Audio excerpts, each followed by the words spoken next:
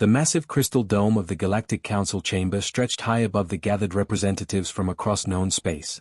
Soft blue light filtered through the transparent walls, casting long shadows across the circular meeting floor. Today was the quarterly expansion review, a routine meeting where various empires announced their territorial claims and conquests.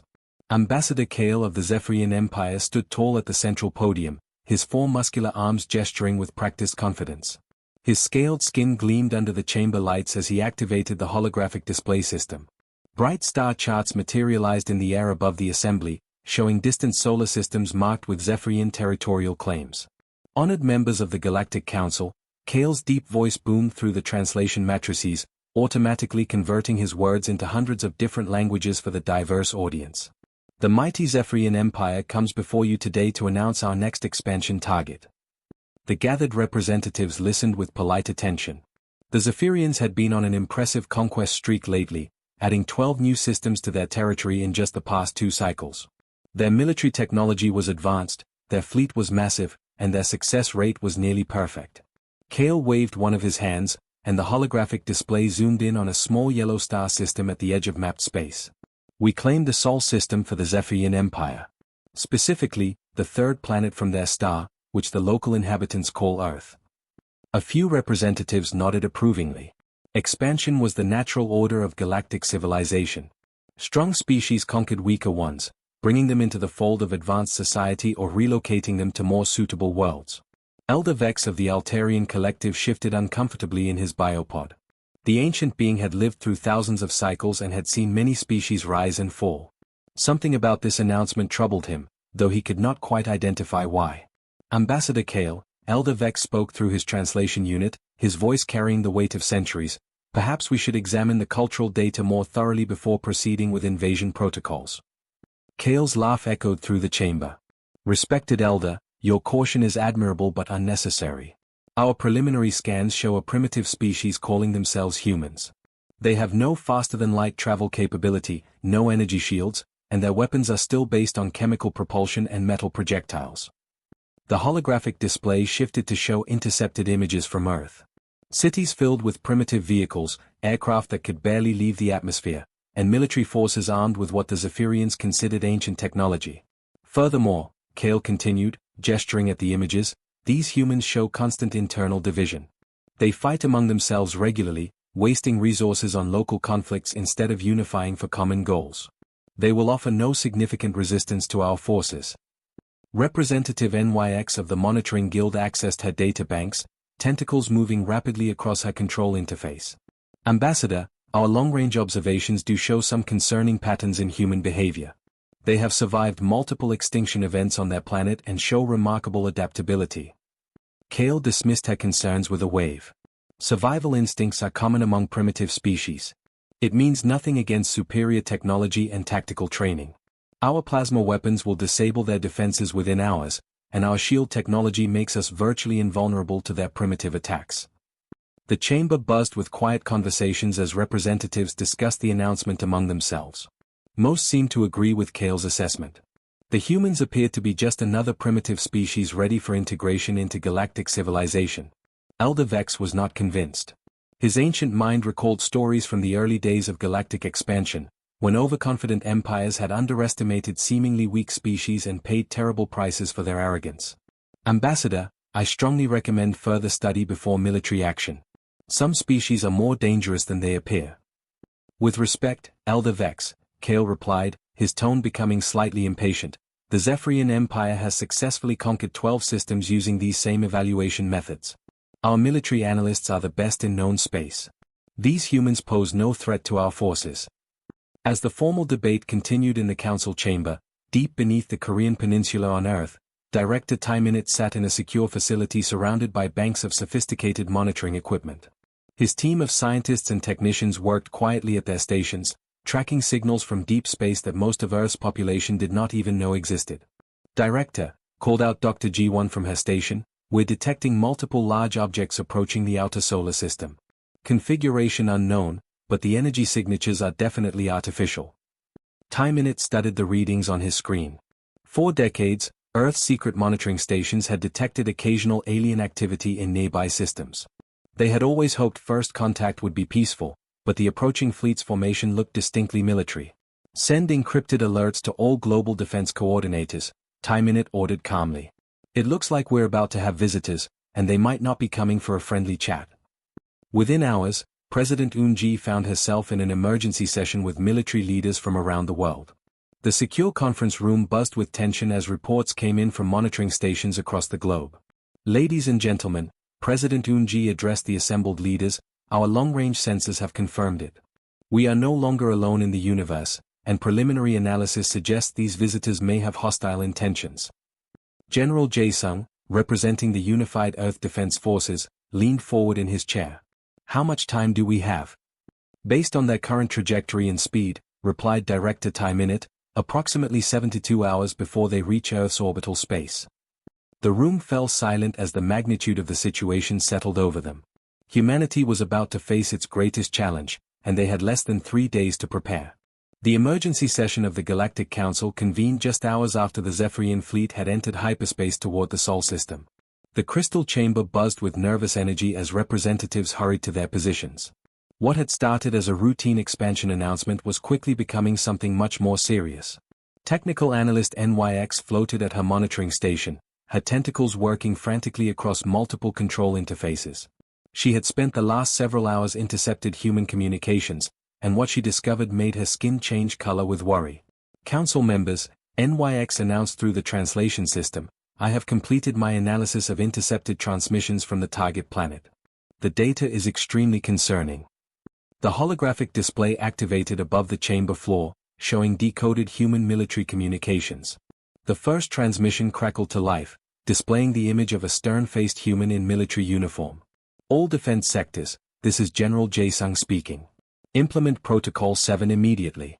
Every production facility, every research center, every military installation is now operating under wartime conditions. We have approximately 60 hours to prepare for the largest threat humanity has ever faced." Elder Vex shifted in his biopod, his ancient eyes focusing intently on the display. "What exactly is Protocol 7?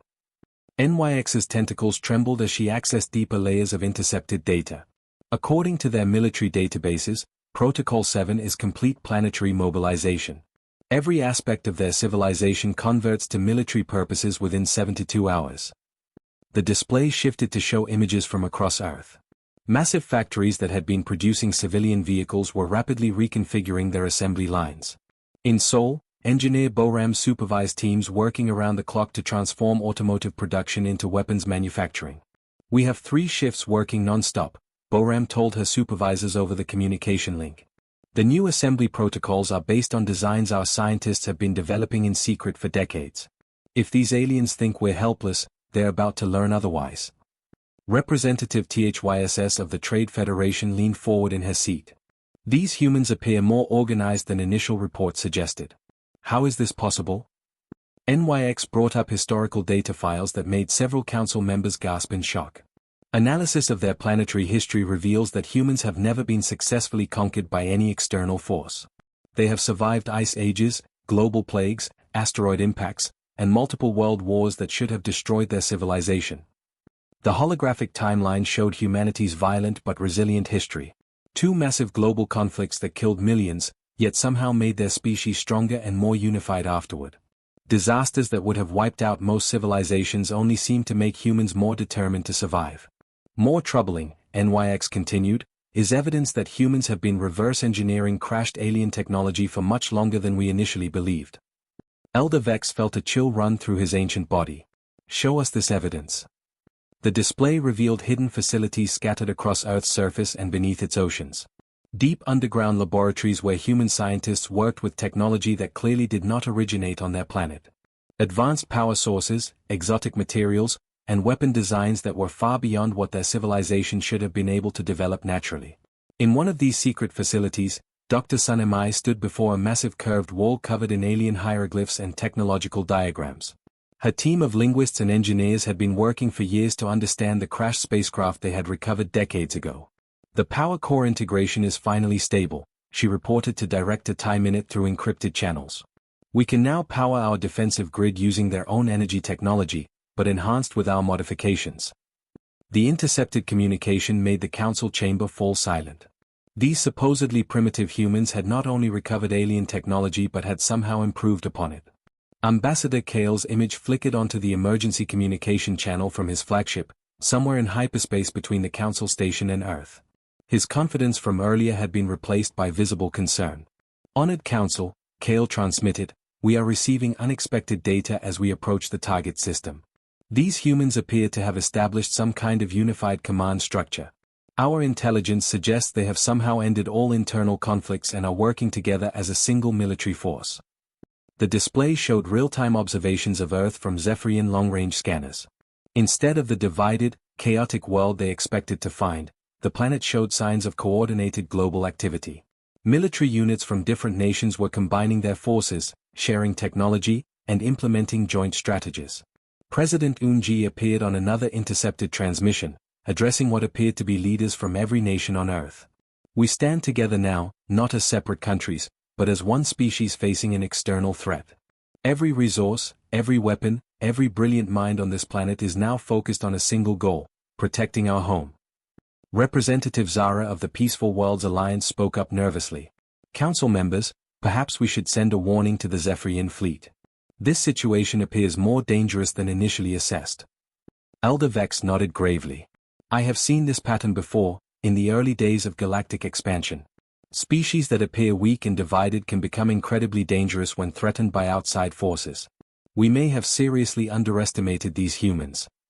NYX brought up the final piece of disturbing intelligence.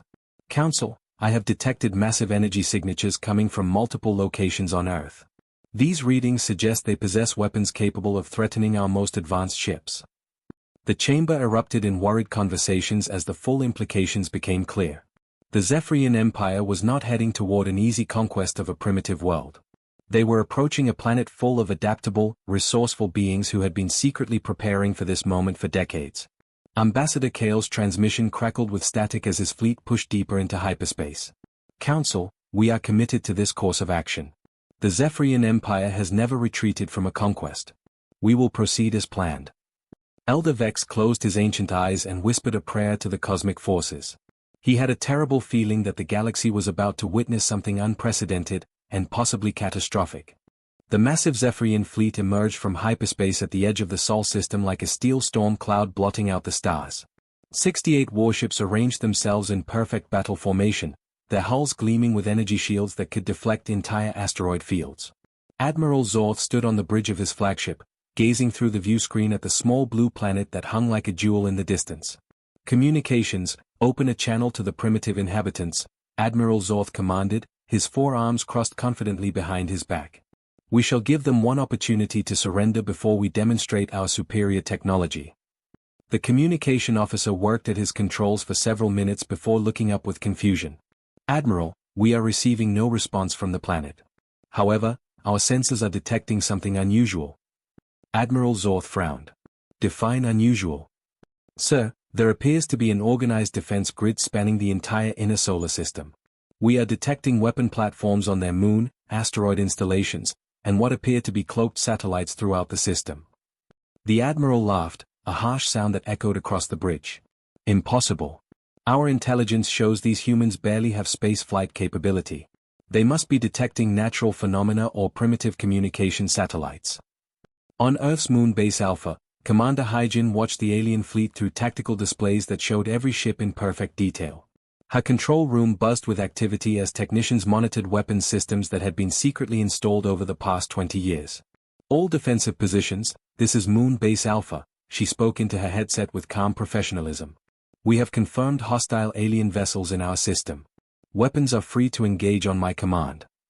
Her tactical officer, Lieutenant Youngsu, looked up from his station.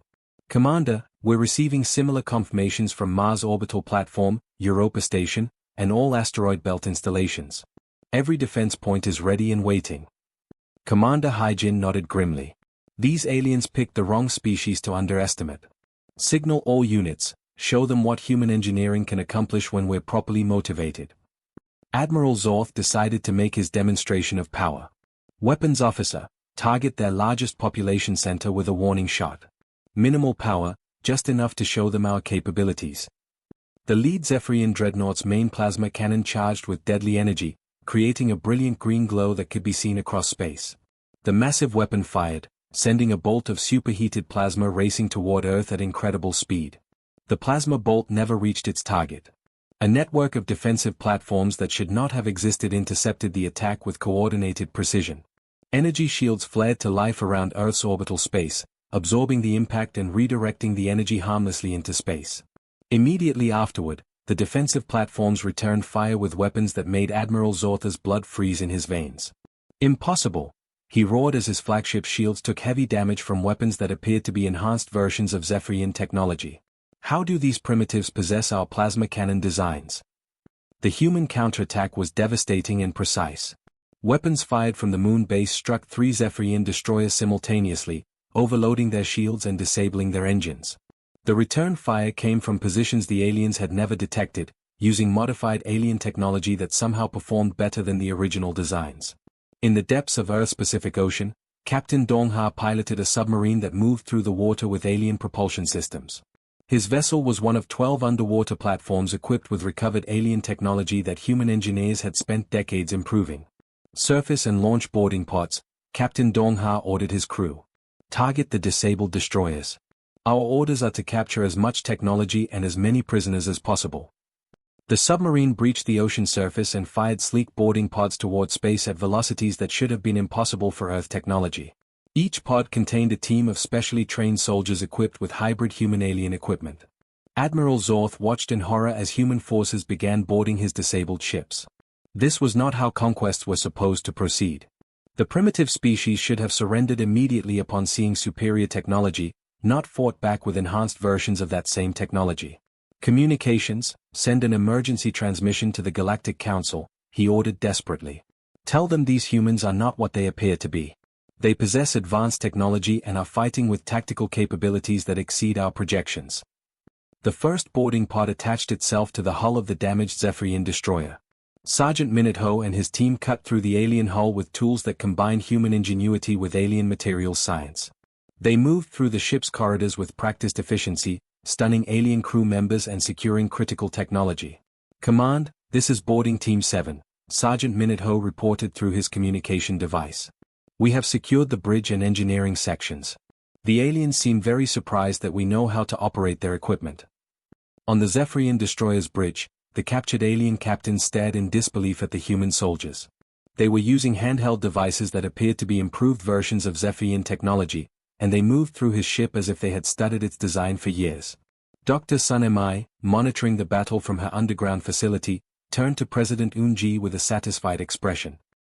Our modifications to their plasma cannon technology are performing 40% better than their original designs. It appears our improvements were more successful than we hoped. President Unji nodded as she watched tactical displays showing the alien fleet in disarray. Doctor, it seems decades of preparation have paid off. These invaders just provided us with the practical test we needed for our defense systems. The battle continued for 6 more hours, but the outcome was never in doubt after that first exchange. The Zephyrian fleet found themselves fighting an enemy that not only matched their technology but had somehow improved upon it. Worse still, the humans fought with a coordination and determination that their intelligence reports had never predicted. By the end of the first day, Admiral Zorth found himself retreating to the outer solar system with less than half his original fleet. The remaining ships were damaged, demoralized, and completely unprepared for the type of warfare these supposedly primitive humans had unleashed upon them. 3 weeks had passed since the Zephyrian fleet first arrived in the Sol system, expecting a quick and easy conquest. Admiral Zorth now found himself sitting in what had once been his own command ship's detention cell, staring through an energy barrier at the human officer who had captured him. Colonel Sukjin sat comfortably in a chair outside the cell, reading through a datapad filled with information extracted from Zephyrian computers. His casual demeanor was somehow more unsettling to the alien prisoner than any torture device could have been. Your tactical databases have been quite educational, Admiral, Colonel Sukjin said without looking up from his reading. We particularly enjoyed learning about your faster-than-light communication systems. Our engineers are already working on improvements to your design. Admiral Zorth's scales turned dark with rage and humiliation. You primitive creatures have no right to study our technology. The Galactic Council will never allow this violation of civilized warfare. Colonel Sukjin finally looked up, his expression completely calm. Admiral, You attacked our planet without warning or provocation. In our culture, that gives us the right to defend ourselves using any means necessary, including studying the weapons you brought to kill us with. The human officer stood and walked closer to the energy barrier. Besides, we're not torturing you or harming your crew. We're simply learning from the technology you were kind enough to deliver directly to our doorstep. Across the solar system, the war had become a nightmare for every remaining Zephyrian soldier. What should have been a simple conquest had turned into a desperate struggle for survival against an enemy that seemed to adapt and improve with every passing day. Lieutenant Yijin piloted her fighter through the asteroid belt, pursuing the last group of Zephyrian bombers trying to escape toward the outer planets. Her spacecraft was a hybrid creation that combined human engineering with captured alien technology, resulting in a vehicle that was faster and more maneuverable than anything either species had created alone. "Control, this is Phoenix Squadron," she reported through her communication system. "We have the remaining bombers surrounded. Their shields cannot handle our modified plasma weapons." The human pilot's fighter moved with impossible grace through the dangerous asteroid field, dodging massive rocks while firing precision shots that disabled enemy ships without destroying them completely. The Zephyrians had learned that humans preferred to capture rather than kill, but not for the reasons they expected. On Mars' orbital platform, Engineer Boram supervised teams of human technicians working alongside confused Zephyrian prisoners. The aliens watched in amazement as humans took apart their advanced technology and somehow made it work better than the original designers had intended.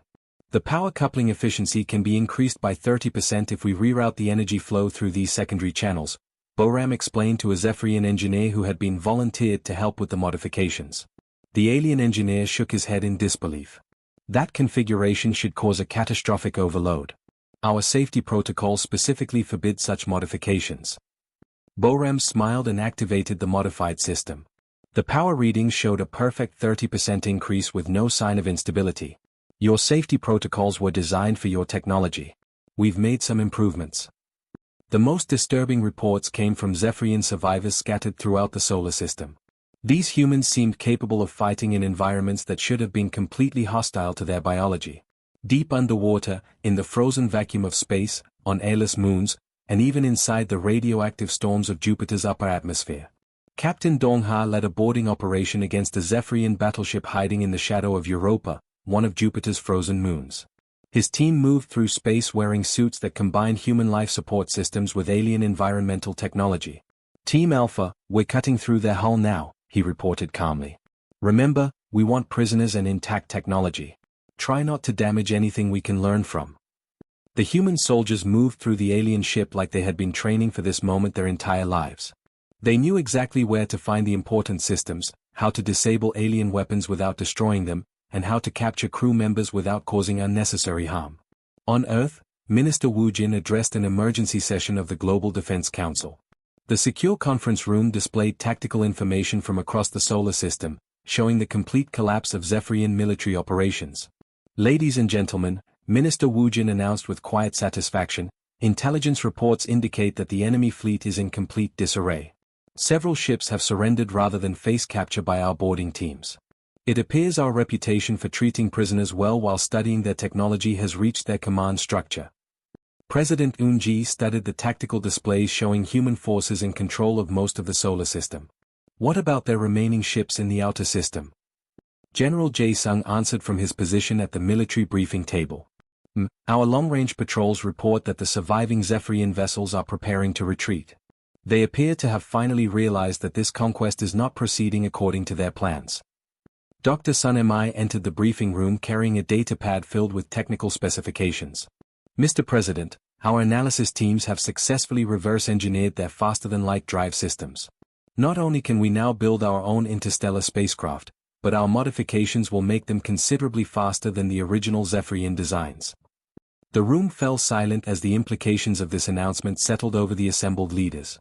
Humanity had not only defended their homeworld but had gained the technology necessary to reach the stars themselves. In the outer solar system, the remnants of the once mighty Zephyrian fleet prepared for the humiliating retreat. They had learned a terrible lesson about underestimating species that appeared primitive but possessed hidden strengths. Admiral Zortha's replacement, Commander Vask, sent a final transmission toward Galactic Council space. "This is the Zephyrian fleet requesting immediate evacuation from Sol system. The humans are not what we believed them to be. We need reinforcements or complete withdrawal authorization immediately. The message would take weeks to reach the Council, but by then it would be far too late to change anything. The emergency session of the Galactic Council had been running for 18 hours straight. Representatives from across known space sat in stunned silence as the final reports arrived from the Sol system. The crystal chamber that usually buzzed with confident political discussions now felt heavy with the weight of a changed universe. Elder Vex floated in his biopod at the center of the assembly, his ancient eyes reflecting centuries of wisdom and a deep understanding of galactic politics. Around him, representatives from dozens of species whispered nervously among themselves, trying to comprehend what had just happened to one of the most powerful military forces in known space. Honorable Council members, Elder Vex announced through the translation system, we have received the final transmission from the Sol system.